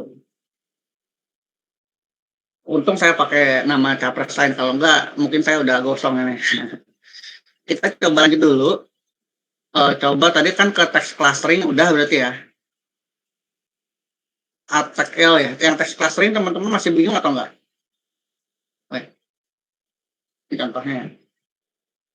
Masukin kata ini masuk ke cluster apa, ini masuk ke cluster apa. Oke, kalau misalnya masih belum ada pertanyaan, kita coba lanjut dulu ke yang text listening generation. Ini salah satu yang ibaratnya sangat nice to have kalau ibaratnya teman-teman yang ibaratnya pengen berkarya di engineer punya portofolio yang next levelnya seperti itu. Kenapa ya? Karena mungkin kita tahu ya sekarang itu lagi tech winter, lagi banyak layoff dan sebagainya. Kadang algoritma yang kita deliver yang tadi yang klasifikasi atau regex atau yang clustering itu not good enough gitu bagi HR. Mereka kadang expect something more atau lebih, sehingga ya mau nggak mau terkadang meskipun bagi kita gitu ya, bagi kita itu adalah hal yang sulit, tapi mau nggak mau ya kita pelajarin dan kita cobain sehingga kita bisa menyelesaikan hal tersebut gitu. Untuk yang sequence to sequence, secara konteksnya adalah ini agak sulit untuk dijelasin secara teks ya, gimana ya? Atau misalnya kita coba ambil contoh aja ya di Hugging Face.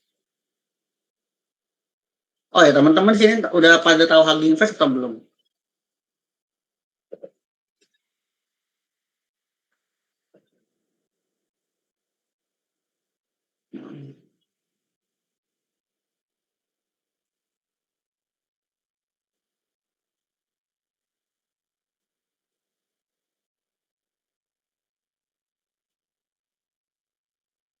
Nah, ini saya coba contohin dulu secara konsepnya dulu ya. Gimana sih sebenarnya summarization itu bekerja? Nah, sebenarnya kalau dibilang summarization summarization atau issue identify tadi dilakukan secara tanpa label itu kurang tepat ya teman-teman.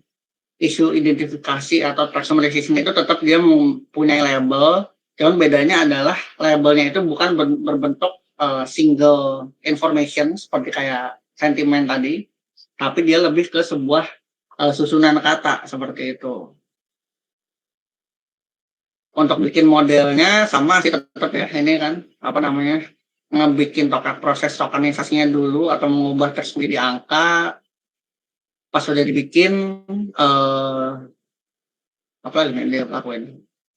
Ini dia ngebikin arsitekturnya, dia pakai LSTM. Pas sudah dilatih, kita bakal coba lihat, nah ini contohnya gitu ya.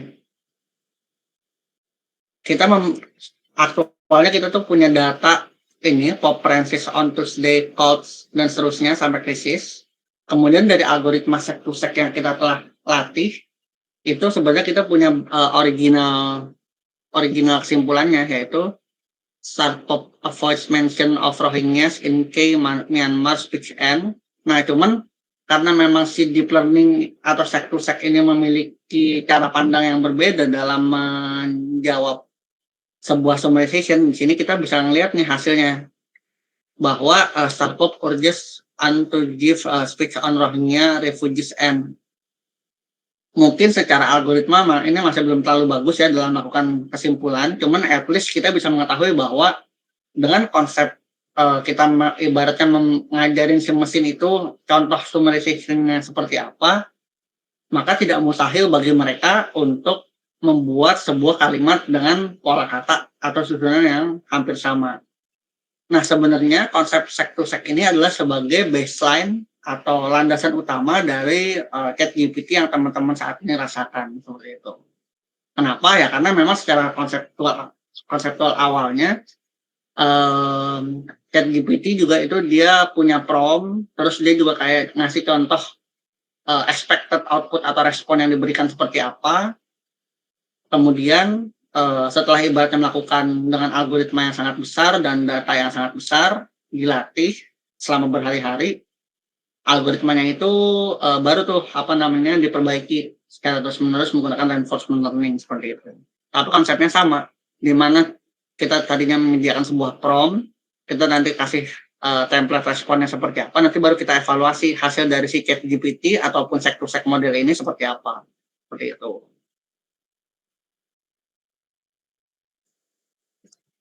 Oke, dan yang terakhir ada token based classification.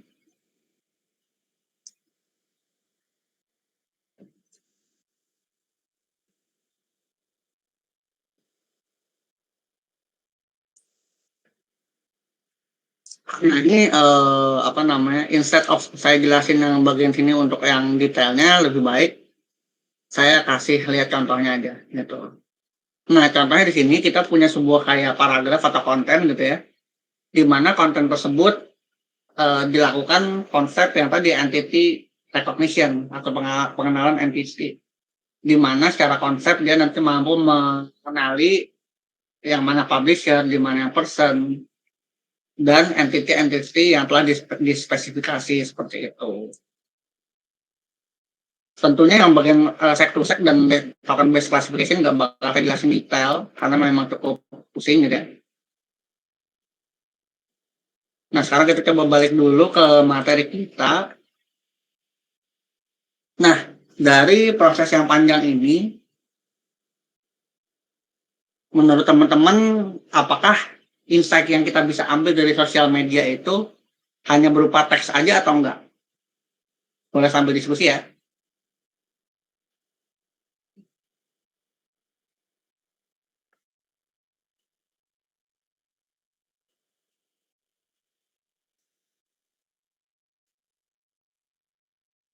Atau kalau misalnya teman-teman kayak lihat Facebook, apakah di Facebook itu hanya sekedar postingan teksnya aja, atau masih bisa diambil informasi lain? Kalau misalnya ada, kira-kira informasi apa lagi? Ada gambar yang teman-teman, kayak misalnya kayak teman-teman lihat di Facebook aja, kayak misalnya entah itu selain teks itu ada media gambar, oke, betul. Thanks Mas Habibul Ayat. Nggak salah gorengan ini. Nah,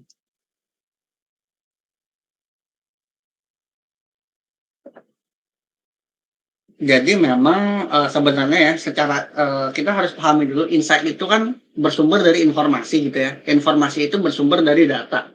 Nah, data itu bersumber dari ibaratnya memang sosial media itu menyediakan media komunikasi apa aja. Misalnya kayak karena saya mainnya Facebook, ya saya tahu Facebook itu bisa upload video, bisa upload gambar, bisa emoji dan sebagainya gitu ya. Maka konten ini sebenarnya adalah insight yang basic banget untuk di-deliver sebagai comprehensive understanding. Sebenarnya masih banyak banget insight yang bisa kita retrieve. Misalnya di sini kita contoh ke tadi ya kalimat yang awal, redirectnya karena ini saya ngambil di Twitter, dia kan ngelakuin short link gitu ya. Nanti linknya itu baru nanti diredirect ke berita ternyata. Nah, di berita ini, di link ini sebenarnya kalau secara level teks biasa kan ya udah cukup gitu ya. Tapi ketika memang kita pengen mengambil insight yang lebih detail, misalnya contoh di link dulu. Di link ini ketika dia redirect ke berita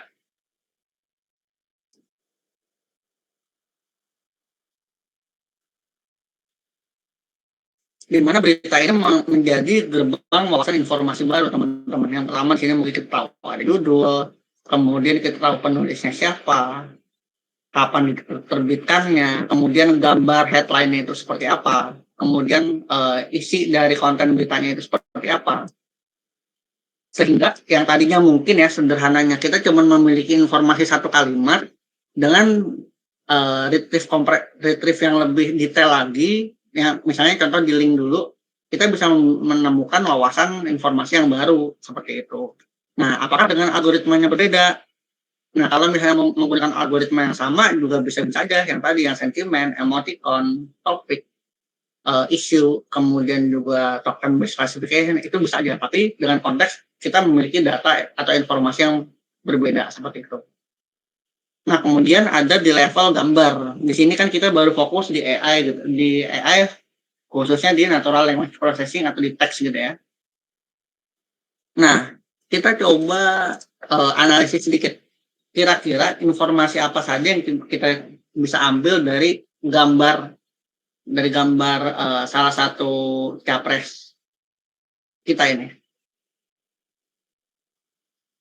Mungkin teman-teman ada yang main di gambar, kira-kira bisa dapat informasi apa aja, boleh.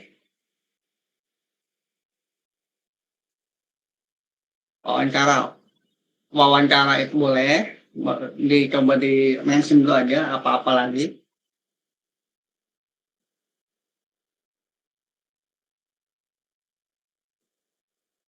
Orang lagi ngomong, oke.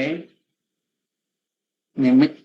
Betul, thank you Mas Habibul Akhir. Nah, kalau menurut saya pribadi, informasi yang diambil ini masih cukup luas gitu ya. Yang pertama adalah background dulu, background analisis. Kita bisa atau location gitu ya. Kita bisa tahu orang di dalam gambar ini itu lagi di dalam gedung apa di luar gedung, paling sederhananya seperti itu gitu ya. Atau informasi-informasi lainnya yang seputar dengan background, entah kita pengen ngasih tahu itu dia lagi di mana dan sebagainya. Ya, kemudian kita bisa bikin model untuk event recognition, di mana seperti yang Mas Mahmud Yunus dan Mas Aymar Abimanyu bilang bahwa si orang ini tuh lagi diwawancara atau lagi ngomong seperti itu ya. Itu yang kedua. Yang ketiga itu mimik atau expression analysis ya. Mungkin teman-teman udah sering lihat gitu ya, expression analysis kayak respon Ganjar dalam wawancara di dalam gedung berita ini, mimiknya kayak gimana, apakah kebingungan atau positif, negatif dan sebagainya seperti itu. Kemudian kita juga bisa lakuin namanya klasifikasi orang gitu ya. Kita bisa tahu di sini ada beberapa muka. Ini kita tahu namanya siapa gitu ya. Ketua. Yang kedua misalnya di sini ada orang, orang ini siapa, ini orang siapa, ini orang siapa. Nah, di sini kan sebenarnya kita bisa identifikasi kayak ini orang siapa kok bisa satu frame dengan Pak Ganjar misalnya seperti itu dan sebagainya. Jadi dengan ibaratnya data yang bervariasi tersebut sebenarnya ya sebagai ibaratnya AI solution itu dia nggak hanya melakukan solusi dari satu arah doang yaitu NLP, tapi muncullah sebuah teknologi baru atau yang baru-baru ini hangat kembali yaitu multimodal. Atau mungkin teman-teman tahu kayak ChatGPT 4 gitu, GPT-4 atau kayak Bing yang Pro dan sebagainya, itu kan dia menawarkan solusi di mana dia kita masukin sebuah inputnya teks, tapi dia nggak mengeluarkan inputnya teks, tapi dia bisa menghasilkan entah gambar, audio dan sebagainya. Nah, ini tuh adalah sebuah gerbang informasi lanjutan di mana memang setiap data mentah itu bentuknya teks atau image atau audio atau video ini dengan ibaratnya suatu proses teknologi AI sehingga semua informasi bisa di-cover dan mendapatkan insight informasi yang lebih komprehensif lagi ke depannya seperti itu. Nah, ini mungkin teman-teman udah cukup overwhelming dengan teknik-teknik AI yang sempat saya bilang. Saya mohon maaf banget kalau misalnya teman-teman masih ada yang nggak paham. Nanti saya di akhir bakal kasih kayak mention link personal saya, mungkin teman-teman bisa tanya-tanya.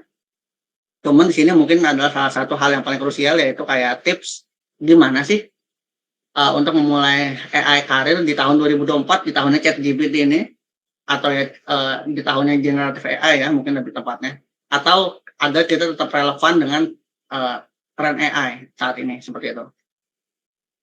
Saya pribadi tetap mengikuti konsep yang saat ini saya pelajarin, yaitu dia istilahnya sandwich atau burger learning gitu ya, dimana yang pertama roti bagian bawah itu adalah mempelajari fundamental, entah itu programming, entah engineering, ataupun matematikanya. Tapi di saat yang bersamaan, kita juga menyediakan waktu untuk mempelajari sebuah tren AI teknologi sekarang.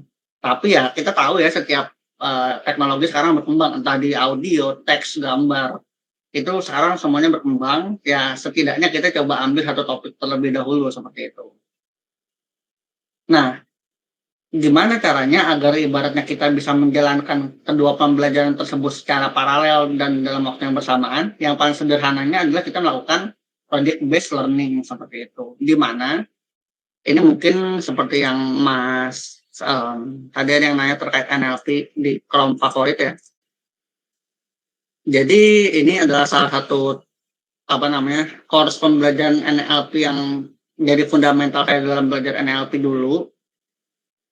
Ini udah cukup advance, dia nge-cover semua algoritma dari yang basic sampai ke advance level.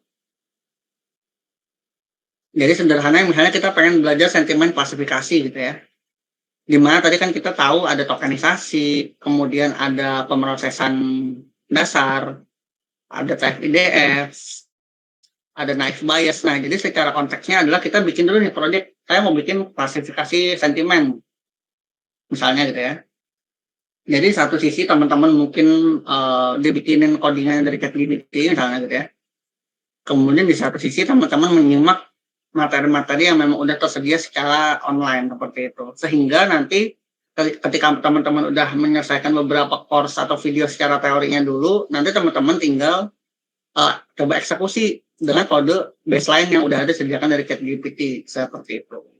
Sehingga nanti secara konseptualnya teman-teman paham, kemudian praktisnya teman-teman bisa mengikuti, sehingga makin kelamaan cukup banyak praktik aja, sehingga akan lebih proper lagi di dalam bidang AI seperti itu.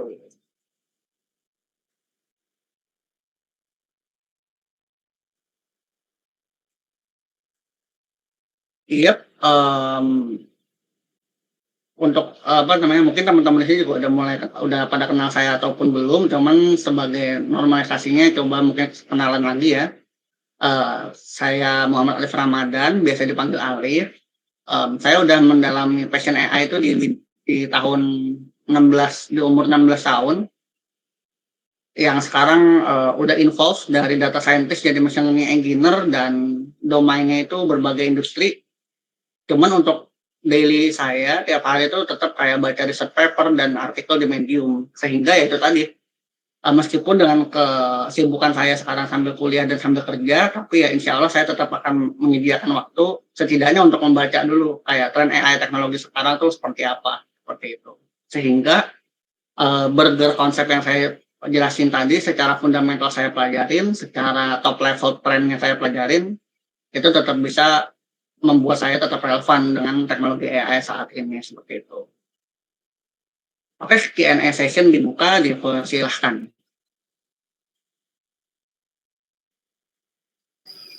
Oke, untuk teman-teman sekalian nih, mungkin masih ada pertanyaan atau seperti apa ya? Untuk sesi tanya jawab udah bisa dibuka, silakan bertanya lewat komentar atau bisa langsung on mic aja nih. Dan juga on cam biar bisa langsung ngobrol sekalian nih sama pemateri kita. Oke.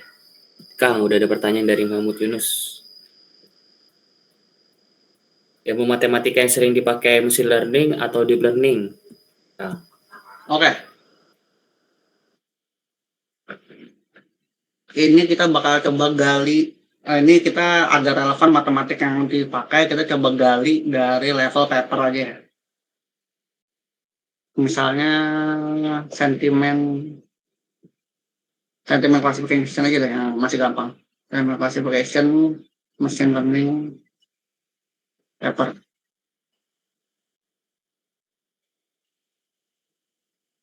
Jadi memang saya kasih tahu dulu, algoritma machine learning atau ilmu matematika yang dipelajari ini sebenarnya lebih ke agar kita memahami konseptual dari bagaimana si algoritma AI itu bekerja, sehingga ketika dilakukan customisasi kita akan paham seperti itu. Misalnya nih, kita balik ke sini dulu. Ini kan masih di level leksikon algoritma ya, dimana kita udah paham ya algoritma, misalnya rumus formulanya seperti ini, pembobotannya seperti ini. Sehingga ketika kita ingin melakukan customisasi sentimen untuk di-deliver ke tim size-nya masing-masing, entah itu positif, negatif, atau netral, kita tahu apa yang harus kita ubah. Seperti itu. Itu kalau konseptual kenapa matematikanya itu diperlukan seperti itu. Karena kalau misalnya nggak teman-teman mungkin kurang proper di matematikanya, saya mungkin kasih tahu dulu di industri itu AI-nya terkadang cukup custom. Custom yang dimaksud adalah ibaratnya contoh yang di referensi itu cuma pakai A doang, tapi ternyata yang dibutuhkan oleh kantor itu bukan hanya A tapi A B C D E F G gitu kan. Nah sehingga kalau misalnya memang customisasi itu kita nggak menemukan referensinya, maka akan sulit untuk bagi kita dalam mengerjakan task tersebut.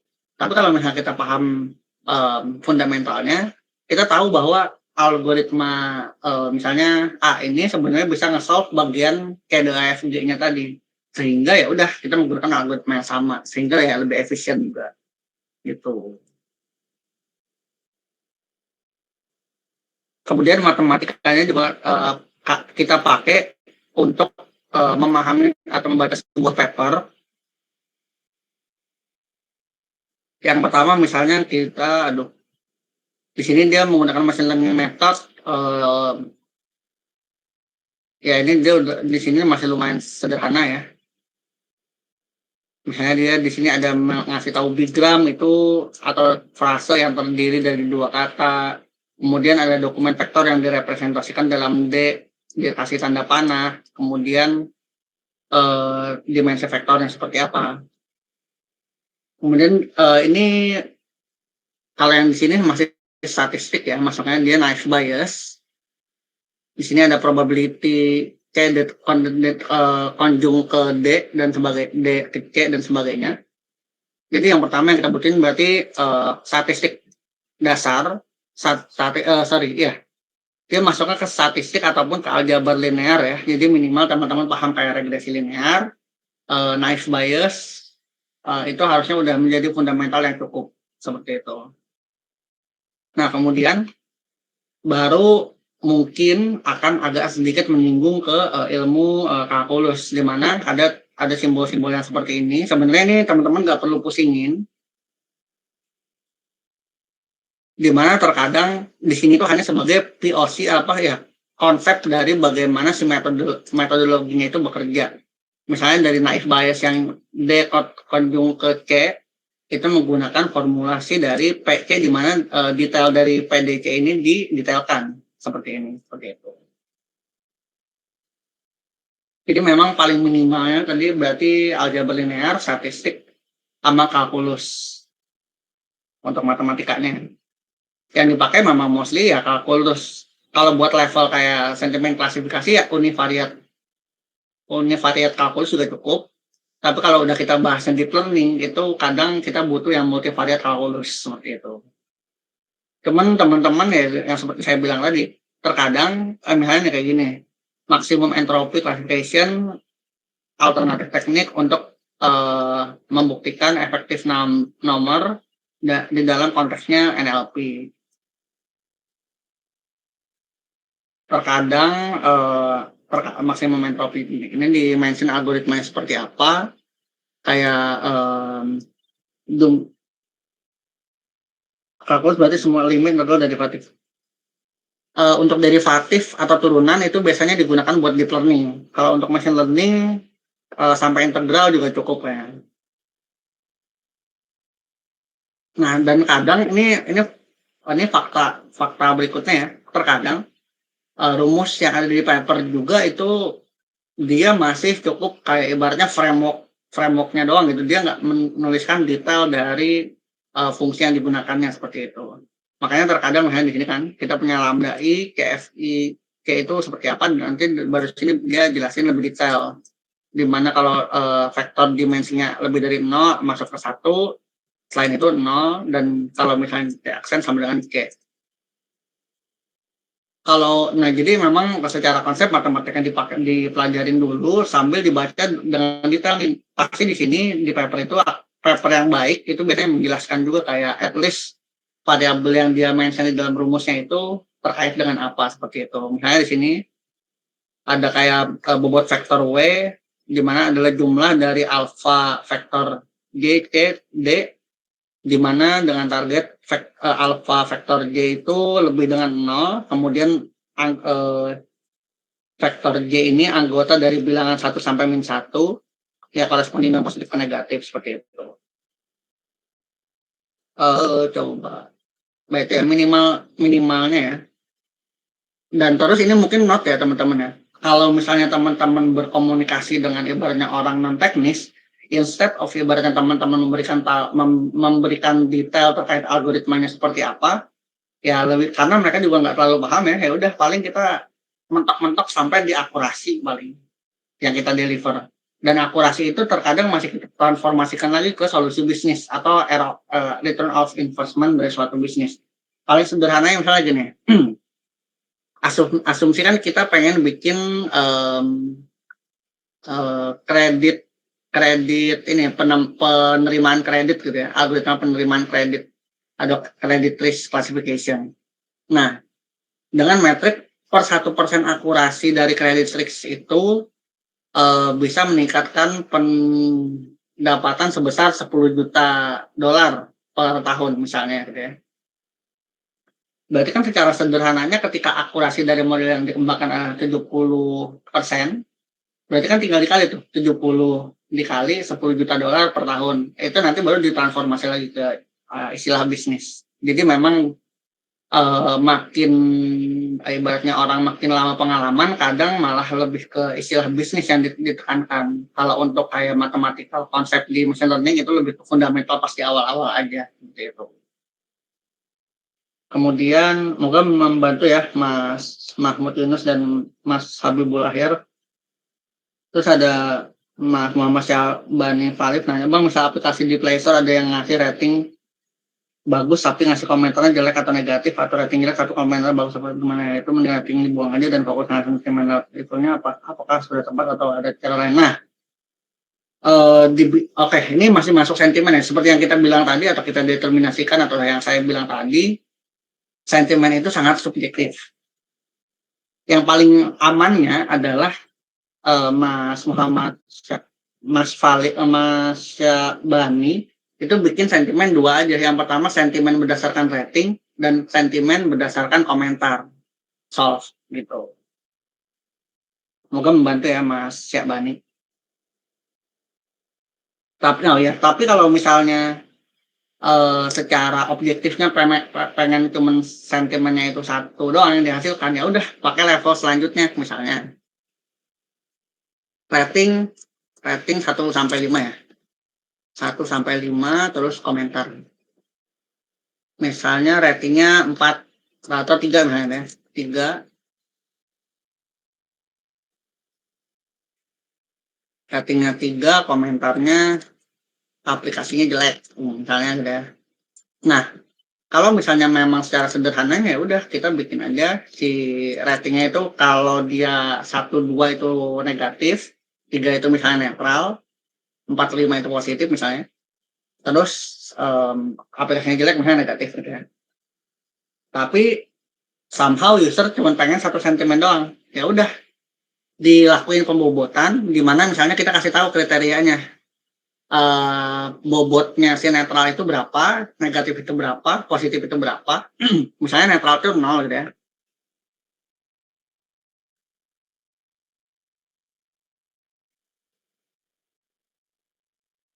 Negatif itu misalnya min 1 gitu ya. Nanti tinggal dibikin penjumlahan sederhana aja, misalnya bobotnya adalah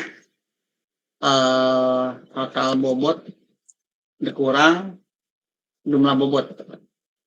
Nanti kan dia bakal dapat di min 0,5 gitu ya.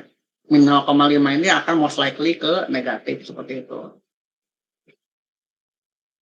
Min 0,5. Nah, semoga membantu ya Mas Syahbani. Gitu kira-kira.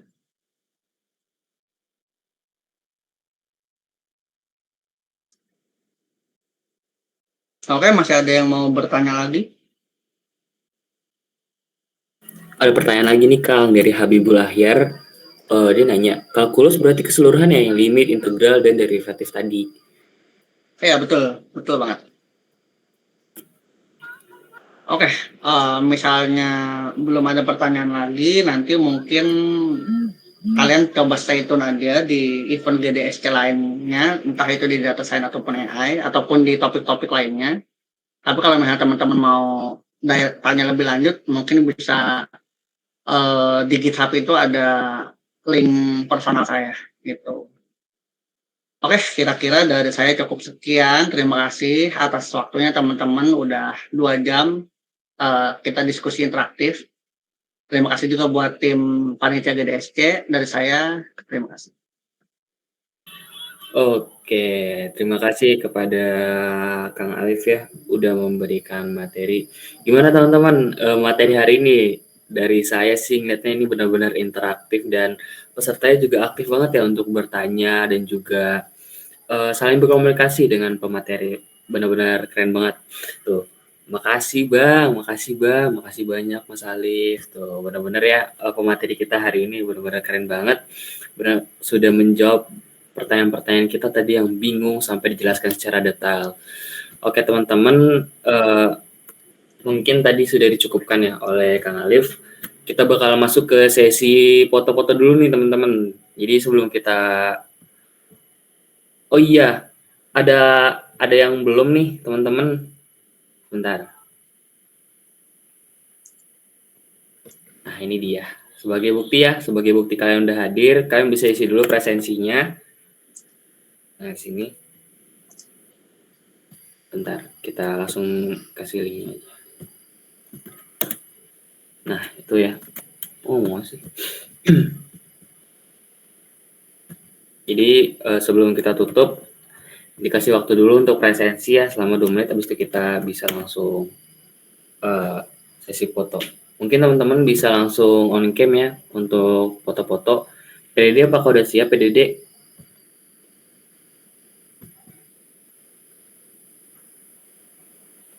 Nggak mau ngeling ya? Hicks. Ya mungkin bisa disalin aja ya. Jadi kalian bisa buka di Google. Nanti silakan isi presensinya.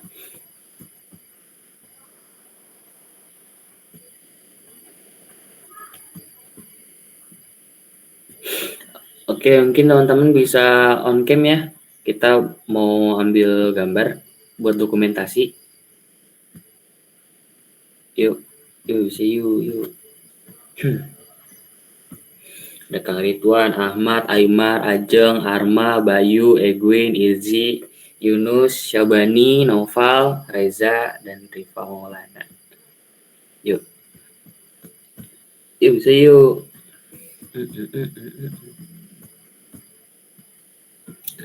PDD aman ke Rangga.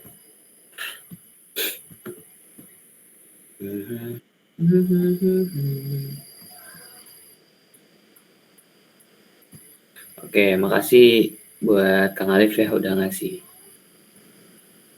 linknya. Ya teman-teman bisa langsung isi presensinya nanti ya. Yuk. Halo Kang Rangga. Oke.